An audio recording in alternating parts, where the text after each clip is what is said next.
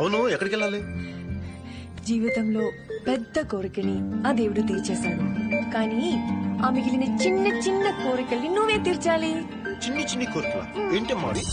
ఏమంటారో నాకు నీకున్న ఇదిని, ఏమంటారు నువ్వు నేనైనా అదిని, ఏమంటారో మారిపోతున్న కథని, ఏమంటారో జారిపోతున్న మతిని, చూసే పెదవిని మాట్లాడే కనులని, నవ్వే నడకని కనిపించే శ్వాసని, ఇచ్చి పుచ్చుకున్న మనసుని ఇదా అదా యదా విధా మరి ఏమంటారో నాకు నీకున్న ఇదిని, ఏమంటారు